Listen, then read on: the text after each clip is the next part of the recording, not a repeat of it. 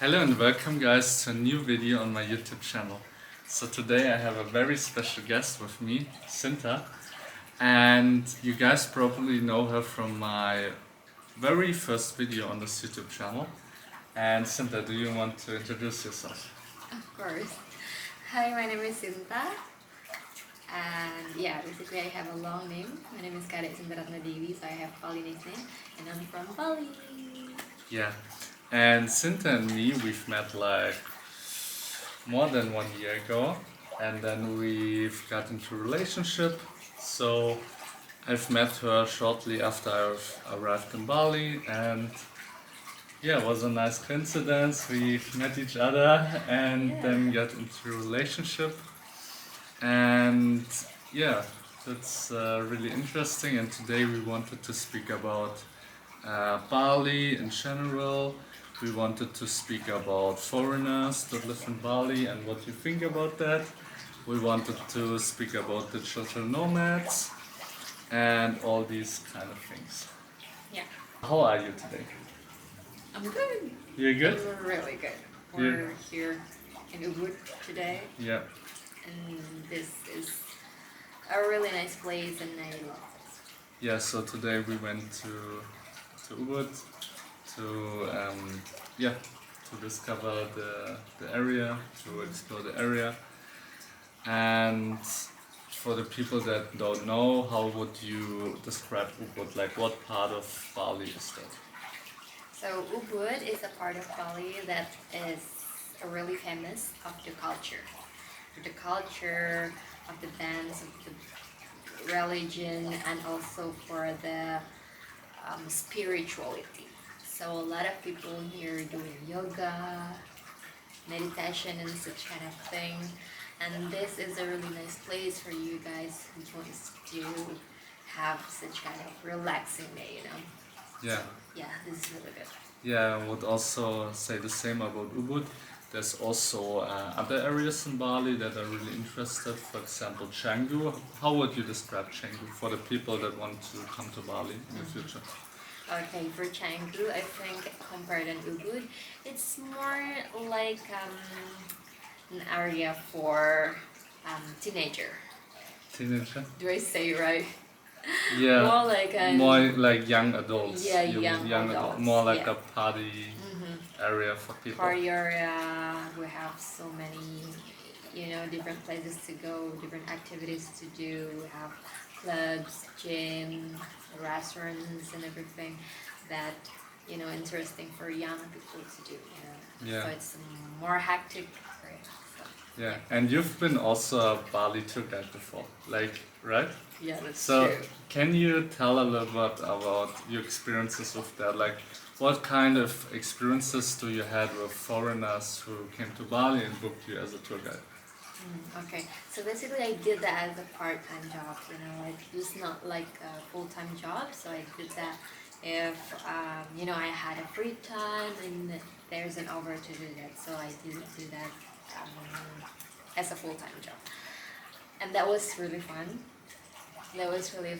I get to know different people from different countries. I have been a guide for German tourists. Yeah. When I was still in university, and then Indian, and then French, Yeah.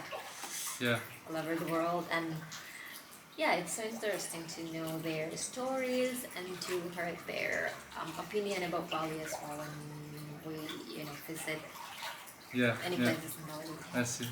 That's Yeah. really good. I can imagine that it's very interesting, and it's also interesting for you to hear an outside perspective of Bali. So yeah, and like for people who watch this channel, like German people, and also for me, it's also really interesting on how you see like foreigners that come to Bali. Also, people like me that work here for a while, and that also the digital nomad people that have the online businesses. What do you think? What kind of influence does it have on Bali? Because Bali is very popular for digital nomads and people who want to work online. Well, what do you think about these things? So it's specifically for digital nomad or Yeah, foreigner in general? yeah, both. Okay. What do you think? Okay. You well, can start. We can start with the digital nomad. What do you think about these people, and what do you think? What kind of influence does it have on Bali and also on the locals that live here? Okay, specifically for digital nomad, I think the positive impact that they brought here is they can also, contribute on the economic for the locals here, and then yeah, I don't really know that much about digital nomad Yeah, actually, yeah, especially with the tax thing, yeah. you know. Um, It's very complicated. yeah. So yeah, it's very complicated to also get good information about that. Yeah, Yeah, yeah. So, yeah, and then some of them even managed to live permanently here, right? yeah, yeah, Yeah. yeah, And yeah, which makes that they have such a contribution to the economy in here. So yeah, yeah, at the other side, there is also the tax issue, which become I think it's a critical issue that sometimes they just don't take care of it really much, yeah. which we need to they as a digital nomad needs to know about, Yeah, yeah, and that's true. yeah. Yeah. So I've also met people when I went to co-working spaces that said, or I've met like, I've met one guy in a co-working space who said he did not openly said it, but he implied that he doesn't even want to pay taxes in Indonesia, and he was also a digital nomad. But I think for many people who have an online business or who work remotely, the issue is really the information, that they don't get the right information, right knowledge about the tax situation here. And yeah, maybe the Indonesian government needs to do more about that Yeah. and needs to educate the people that come here more. But yeah, I also think that when people work here, they should pay taxes. Yeah, because it also helps the country. Yeah, Yeah. that's true. Yeah. Yeah. So and yeah, one issue that I also see with digital nomads is that the people or the digital nomads that come here, they, for example, we see this in Canggu. The more digital nomads come there, the more the prices go up and the more expensive gets it to live there. And well, what I think is that this makes it really hard for the local people to live in these areas. So they, with time, they go to the outside areas of Canggu and live there. So I don't know if my view is correct. Maybe you can correct me, but I think this can also be an issue. What do you think about that? Okay, so in terms of living cost, Yeah, yeah, that's true. High demand will attack on the price. High demand will means high prices. yeah, Yeah, and I think personally, mm, it's about the market, and I think if the local wants to stay somewhere, maybe they would aware of the area and what target market are the areas targeting, yeah, what I mean. So yeah, yeah, and the people who sell the services or given the place to stay, or yeah. is it only the Also the yeah place to stay. So what I mean is that um, lot of people come here, like a lot of digital nomad people, and yeah, also that they bring more money and they help the area, but they increase the living cost increases the more people also come there. Yeah, so just like what I said, so Yeah. it's about the target market. The local will buy from the places, want to stay in the places that is aimed for foreigner. Yeah, So it's there's a difference in the yeah, service provided and products provided yeah, for yeah, the local and also for foreigner. So there's a difference. Yeah, foreigner might go to the expensive restaurants, but compared to locals, they tend to go to 4 rooms, such kind of thing. yeah, Yeah, so there is a difference for the target market. So, Yeah. Yeah, interesting. And to go back to your part-time job that you had as a Bali tour guide. So you showed many people around here in Bali. And what are places to see here in Bali? What kind of places do you usually show to foreigners, and what can people who come to Bali can experience here? So can you explain a little bit about this kind of thing? okay, interesting thing to do and places to go in Bali. Basically, really, like there are a lot. Yeah, We have tons of things that we can do in Bali. If you wanna go for adventure one, we have the water sport, we have the paragliding. You did with the ones, right? yeah. I also the paraplane was really Uh-huh. nice. I can recommend. Yeah, and then we have the ATV. We have the roller coaster.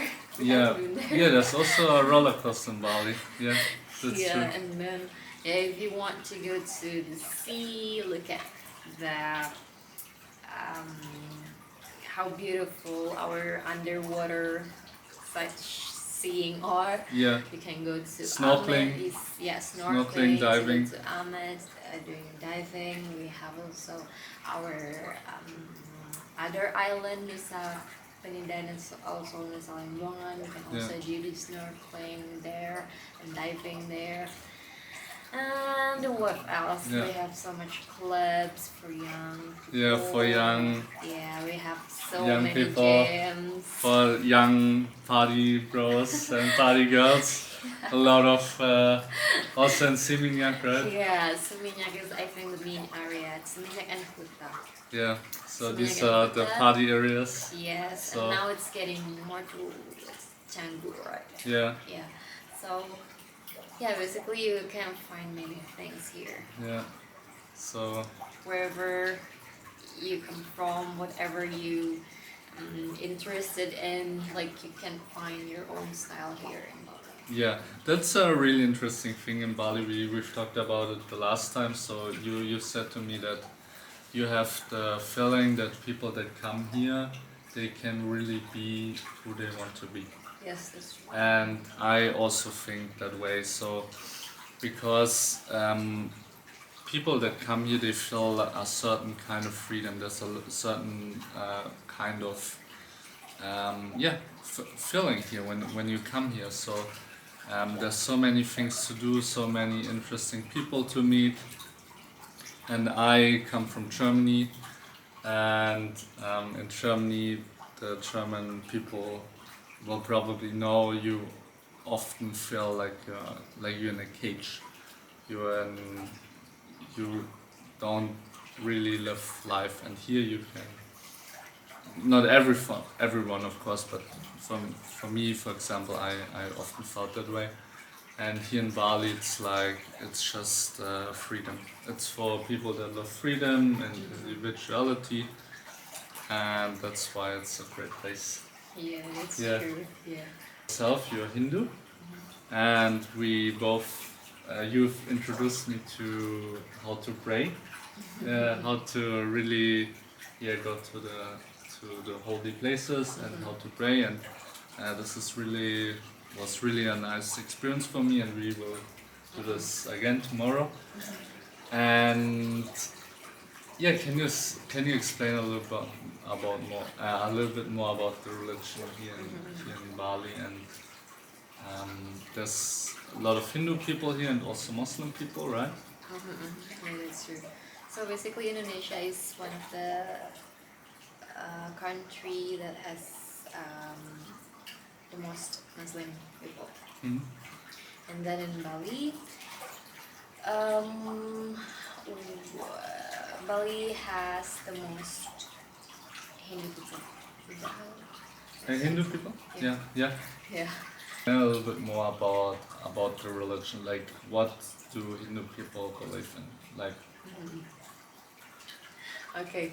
Yeah. So, well, it's a really long story when it comes to religion. yeah, It's- maybe you can keep it short, just to give an Okay. overview. Yeah, so what makes Bali different, I think, is the religion, which create a culture. You know, when you see Balinese dances, when you see Balinese ceremony, it's always related to religion. Yeah. Also, with all the, such kind of traditional thing that you see here. Traditional handicrafts, for example, like statue or other things. It's a lot of things are related to our culture in here. Yeah. Yeah, our religion here in India. Yeah, and yeah, and often, or yeah, many people who already came to Bali, they often see things on the street, like offerings that Balinese or like Indonesian people in general put on the street, and these are some kind of offerings. And can you explain a little bit more about these things? Like, why do Hindus do that? Why they put like offerings on the street and this kind of thing? Okay, so basically it's also a long story, but the main thing is